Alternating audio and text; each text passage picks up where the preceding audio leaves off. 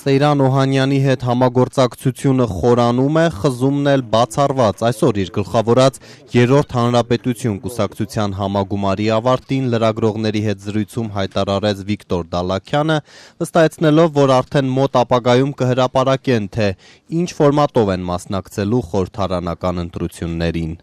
Մեր համագործակցությունը ոչ միայն շարունակվում է,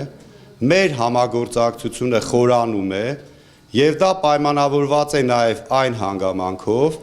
որ մեր կուսակցության եւ Սեյրան Օհանյանի գնահատականները երկրում ստեղծված ծանր իրավիճակի եւ այդ ծանր իրավիճակից դուրս գալու վերաբերյալ համընկնում են եւ մենք այն կարծիքին ենք, որ միայն միասնաբար համախմբված ձևով կարելի է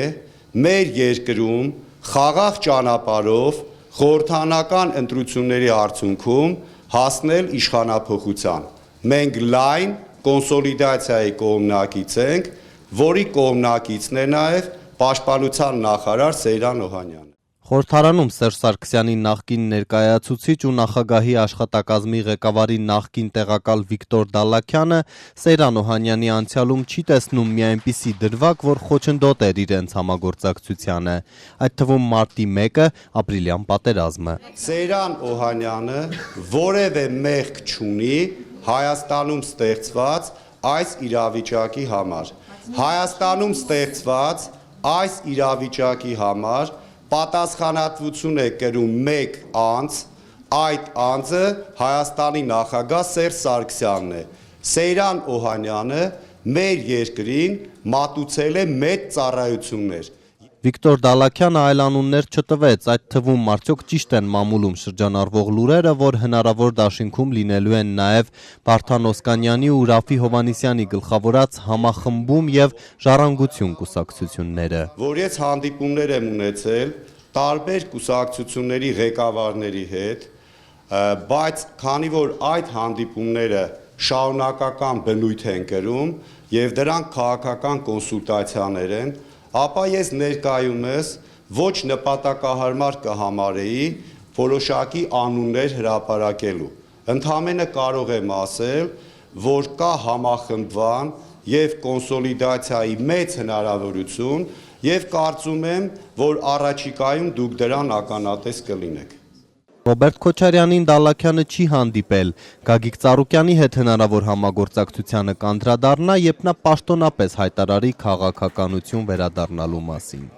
Իսկ համագումարին Սեյրան Օհանյանին ու քաղաքական ուժերի իրենք չէին հրավիրել, բացատրեց Դալաքյանը, քանի որ օրակարգում միայն ներկուսակցական հարցեր էին։ Բացառությամբ 1991-ի նախագահական եւ 96 թվականի խորհրդարանական ընտրությունների մնացած բոլոր ընտրություններն ու հանրաքվեները կեղծվել են, հայտարարեց նախկին падգամավորը համոզմունք հայտնելով, որ նույնը իշխանությունները փորձելու են անել նաեւ այս անգամ։ Որ 2017 թվականի խորհրդարանական ընտրություններում պետք է ստեղծել եւ օգտագործել այդ նախադեպը եւ քաղաքական դաշտը, կրկնում եմ, դարձնել սևի եւ սպիտակի դաշտ։ Համագումարի իր ելույթում Դալաքյանը քննադատեց իշխանություններին, խոսեց արտագաղթի, կոռուպցիայի, քաղբանտարկյալների մասին, Հայաստանի փաստացի կազմաքանդման հետ գործ ունենք ասաց, ուստի միասնական ազգային ճակատով պետք է կանխել հանրապետականի վերարտադրությունը։ Մի կուսակցություն, որին մինչև վերջերս անդամակցում էր նաև ինքը։ Ապա գործող իշխանության հանդեպ հանրային վստահության լիակատար բացակայությունը կարող է հանգեցնել ոչ միայն հետընտրական ցնցումների, այլև հեղափոխական լուրջ կատակլիզմների։ Իրավիճակը շտկելու համար մեզ հատկացված ժամանակը մոտեցել է իր ավարտին։ Ինչու իր բնորոշմամբ կեղծված ընտրություններից հետո աշխատելու գնաց Բաղրամյան 26 հետաքրքրվեցինք Վիկտոր Դալաքյանից, պաշտոնավարման այս տարիներին թթու խոսք իշխանությունների հասցեին, ինչու չէր ասում։ Թե ես ինչու եմ ընդունել Սերժ Սարգսյանի հրավերը, կա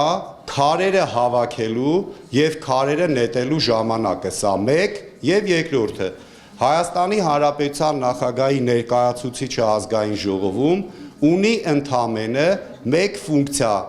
նա տեղյակ է պահում աշխատակազմի ղեկավար Վիգեն Սարգսյանին